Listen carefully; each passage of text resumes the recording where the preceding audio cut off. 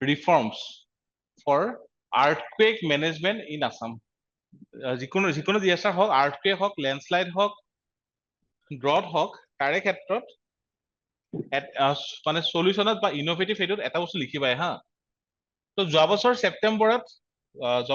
ছেপ্টেম্বৰ অক্টোবৰত অসমত IMD-য়ে কোনটো টেকনলজি ইনিচিয়েট কৰিছিলে মনত আছেনে? সেল ব্ৰডকাষ্ট টেকনলজি হয়নে?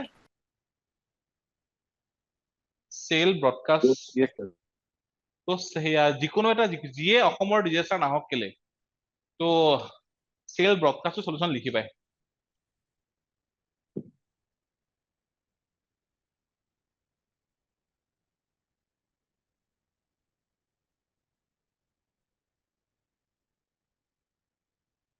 Cell broadcast technology integration in Assam. আচ্ছা, ফাৰ্ষ্টটো হ'ল ইয়াতে ডিজাস্টাৰ ৰিস্ক ৰিডাকশ্যনৰ কাৰণে গভৰ্ণমেণ্টে কি কৰি আছে। ওকে, আৰ্থিকৰ ক্ষেত্ৰত ডিজাস্টাৰ ৰিস্ক ৰিডাকশ্যন তাৰ কাৰণে গভৰ্ণমেণ্টে কি কৰি আছে। আচ্ছা, ইয়াতে আমাৰ ইণ্টাৰনেশ্যনেল ফাইনেন্স বহুত আছে। ওকে, আমাৰ disaster risk reduction for earthquake, ছেকেণ্ডটো হ'ল ফ্লাড। এই দুটাৰ কাৰণে আমাৰ ইণ্টাৰনেশ্যনেল ইনিচিয়েটিভ বহুত আছে। তো চব ফ্লাড হওক বা আৰ্থকুৱেক হওক মেক্সিমাম এফেক্ট সদায় ৰুৰেল এৰিয়াত পৰে। কিহৰ কাৰণে? Infrastructure problem.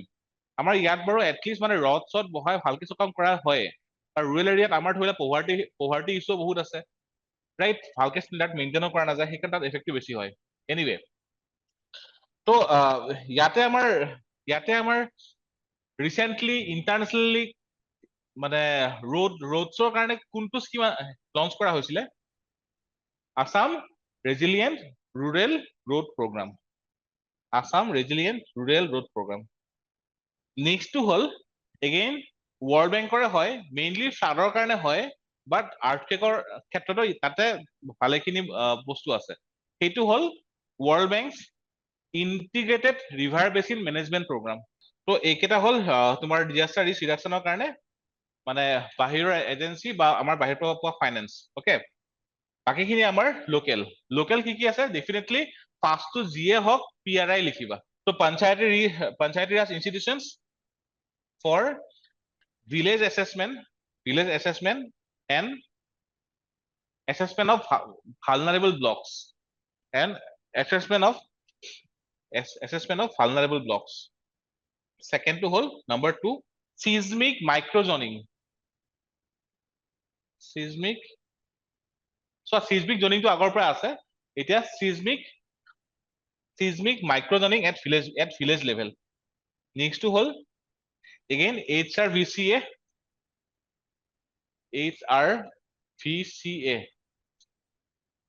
মানে hazard risk vulnerability and capacity assessment. Hazard risk vulnerability and capacity assessment at ground level. Next to hold dissemination of information using cell broadcast technology. Dissemination of information using cell broadcast technology. Our last to hold earthquake কাৰণে 𝐸HRA, earthquake hazard risk assessment in entire Assam. Earthquake hazard and 𝐸HRA risk assessment in entire Assam. So যেনেকে লেণ্ডশ্লাইডৰ কাৰণে agency বহুত কেইটা আছে, ইয়াতো আৰ্থকুৱেকৰ কাৰণে agency বহুত কেইটা হৈ যাব। কিহৰ কাৰণে? Panchayat, again panchayat, urban development, Guwahati development, disaster management, revenue, গোটেইকেইটা বস্তু গোটেইকেইটা যিমান আহি যাব। সেইটো কাৰণে এটা পইণ্ট লিখিব পৰা লাষ্টত, সেইটো হ'ল কোঅৰ্ডিনেশ্যন এমং বা inter agency coordination in the state. Inter agency coordination in the state. এতিয়া হ'ল স্ট্ৰাকচাৰেল মেজাৰ্ছ কি লোৱা হৈছে আৰ্থকুৱেকৰ কাৰণে। Structural measures for earthquake. Number 1, implementation of NBC 2016 মানে by BIS, National Building Code 2016 brought in by Bureau of Indian Standards. Next to whole earthquake resistant social housing schemes in Assam. In fact PM Awas Yojana under এবাৰ আমাৰ যিখিনি implement কৰিছে around 11 lakh যিখিনি ঘৰ বনাইছে তো সেইখিনি বস্তু তোমাৰ কি হ'ব আৰ্থকুৱেক ৰেজিষ্টেণ্ট হ'ব নেক্সটটো হ'ল ইমপ্লিমেণ্টেশ্যন অফ বহুত ইম্পৰ্টেণ্ট হয় চিফ মিনিষ্টাৰ কৈছে প্ৰাইম মিনিষ্টাৰ কৈছে এইটো হ'ল retrofitting in existing government structures next to whole seismic retrofitting and safety audits by all municipality and panchayat bodies আৰু বাকিখিনি হ'ল নন ষ্ট্ৰাকচাৰেল মেজাৰ্স তো ইয়াতে আমাৰ এইটো বেছি আছে নন ষ্ট্ৰাকচাৰেল মেজাৰ্স তো নন ষ্ট্ৰাকচাৰেল মেজাৰ্স কি আছে নাম্বাৰ 1 definitely মানে cell broadcast technology number 2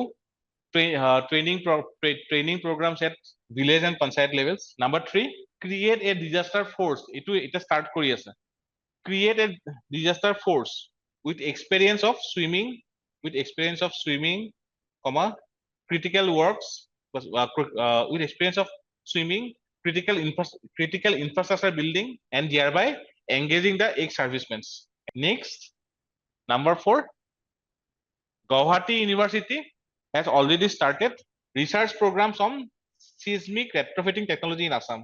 Number 5, create community radio systems in all the blocks and villages. And last two, again, gender centricity.